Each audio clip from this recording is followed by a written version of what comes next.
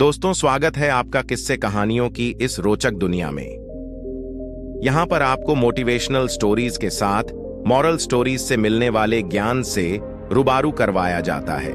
यहाँ हम आपके लिए ऐसी मोटिवेशनल स्टोरीज लेकर आते हैं जिसे पढ़ने से आपके जीवन में न सिर्फ एक सकारात्मक बदलाव आता है, बल्कि आप अपनी जिंदगी में वो सब कुछ हासिल कर पाते हो जिनकी आपने कल्पना की थी। यहाँ हम आपके लिए मॉरल स्टोरीज भी लेकर आते हैं। हर कहानी में एक सीख जरूर छुपी होती है जिनसे आपको बहुत कुछ सीखने को मिलता है, जो आपकी जिंदगी में बहुत काम आती है। दोस्तों, ऐसी ही हजारों शिक्षाप्रद, लोकप्रिय और रोचक कहानियों का सफर हम आप तक लेकर आए हैं, जिन्हें लोगों ने बचपन में अपने दादा दादी या नाना नानी से सुनी होती है या फिर टीवी में देखी होती है। लेकिन यहाँ पर आपको ऐसी बहुत सी शिक्षाप्रद, लोकप्रिय और रोचक कहानियां मिलेंगी जिसे शायद ही आपने कहीं सुनी होंगी। तो पढ़ते रहिए ऐसी कहानियां और सीखते रहिए एक नई सीख, साथ में ऐसी शिक्षाप्रद कहानियां अपने दोस्तों को भी शेयर करते रहिए। तो चलिए शुरू करते हैं।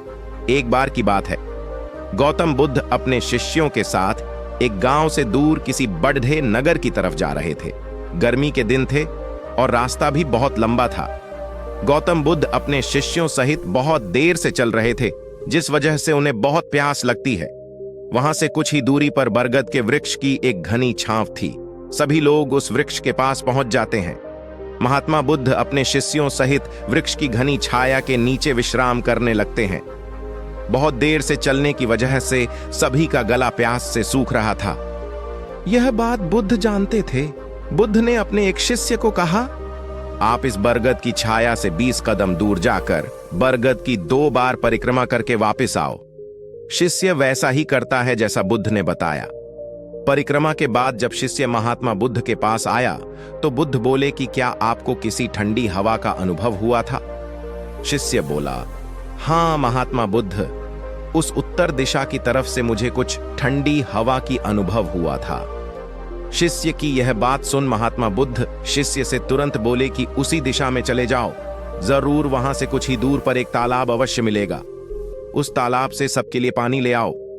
शिष्य उसी दिशा में जब कुछ दूर जाता है तो वहां सच में एक तालाब होता है। तालाब देख शिष्य बहुत प्रसन्न होता है और तालाब के निकट जाकर जैसे ही तालाब से पानी भरने वाला होता है, तभी शिष्य की नजर वहां दूर तालाब में कपड़े धो रही कुछ स्त्रियों पर जाती है।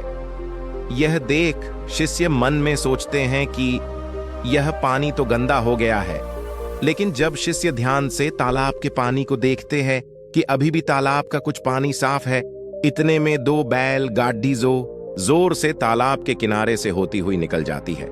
बैल गाड़ी के पहिए तालाब की मिट्टी के ऊपर इतनी जोर से निकलते हैं कि तालाब के नीचे बैठी बहुत सारी मिट्टी तालाब के ऊपर आ जाती है, जिस वजह से तालाब का बचा हुआ पानी भी गंदा हो जाता है। यह देख शिष्य बिना पानी लिए क्रोध में महात्मा बुद्ध के पास वापस चला जाता है। शिष्य बड़े ही निराशा भाव से महात्मा बुद्ध को सब बात बताता है। शिष्य की बातें सुन सभी शिष्य बोलते हैं कि हमें तुरंत यहाँ से निकलना चाहिए, किसी दूसरी जगह पानी की खोज करनी चाहिए, वरना प्यास के मारे जान निकाल जाएगी। इधर महात्मा बुद्ध सभी को शांत होने के लिए कहते हैं और बोलते हैं कि धीरज रखो, कुछ देर यहीं बैठो, उचित समय आने तक संयम बनाए रखो। सभी महात्मा बुद्ध की बात सुनकर शांत हो जाते हैं और वहीं बैठ जाते हैं। कुछ समय बीत जाने के बाद महात्मा बुद्ध फिर से अपने शिष्य को उसी तालाब से पानी लाने के लिए कहते हैं। शिष्य बिना कोई सवाल किए उसी तालाब से पानी लेने के लिए फिर से चला जाता है। तालाब की हालत देख शिष्य को यकीन नहीं होता। तालाब का पानी पूरी तरह से साफ होता है। ये देख शिष्य बहुत खुश होता है और पानी भरकर महात्मा बुद्ध के पास जाता है। सभी पानी पीकर अपनी प्यास बुझते हैं, लेकिन अभी भी सबके मन में ये एक सवाल था कि आखिर यह चमत्कार हुआ कैसे? तालाब का सब पानी तो गंदा था। उन्हें लगा कि जरूर ये बुद्ध की शक्ति है। इनमें एक शिष्य ने यह सवाल महात्मा बुद्ध से पूछ ही लिया कि यह चमत्कार आपने कैसे किया? शिष्य का जवाब देते हुए महात्मा बुद्ध बोले कि यह कोई चमत्कार नहीं, यह आपके सब्र का फल है। यह फल है आपके सब्र बनाए रखते हुए उचित समय के इंतजार का। जितनी देर हम सब लोगों ने सब्र किया, उतनी देर तक तालाब के पानी के ऊपर तैर रहे। सभी गंदे तत्व और मिट्टी तालाब के पानी के नीचे बैठ रहे थे। फिर कुछ देर बाद शिष्य जब वहां तालाब के पास पहुंचा, तब तक सब दूषित कण नीचे बैठ चुके थे, जिस वजह से तालाब का पानी पहले की तरह साफ हो चुका था तथा तालाब साफ दिखाई दे रहा था। यदि उस समय आप लोगों ने सब्र न किया होता, धैर्य न रखा होता, तो आप सब इतनी गर्मी में पानी की खोज में प्यासे रहकर शायद अब तक मृत्यु को प्राप्त हो गए होते, क्योंकि यहाँ से अगला कोई तालाब है या नहीं, और होगा भी तो क्या उसका पानी साफ होगा या नहीं। इन सब कारणों से आप कभी प्यास न बुझा पाते और प्यास से मर जाते। फिर इतना बोलने के बाद महात्मा बुद्ध शिष्यों को एक सीख देते हुए कहते हैं कि जैसी स्थिति हम लोगों के समक्ष आज आई है, वैसी ही स्थिति और मुश्किल दौर जिंदगी के हर मोड़ पर आएंगे। तब उस समय भी आपको ऐसे ही संयम बनाए रखना होगा और अपने विवेक से काम लेते हुए ही आपको एक उचित फैसले के साथ सही नतीजे पर पहुंचना होगा।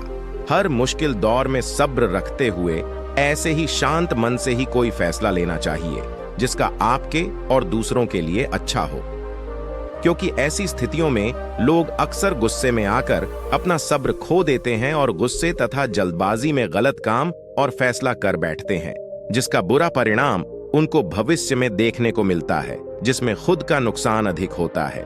कुछ परिस्थितियां जीवन में ऐसी होती है जहां हमें सब्र बनाए रखते हुए उचित समय का इंतजार करना होता है, लेकिन लोग अक्सर यहीं पर अपना सब्र खो देते हैं और उचित समय आने का इंतजार नहीं करते, जिस वजह से उनको आगे चलकर दुख और मुश्किलों का सामना करना पड़ता है।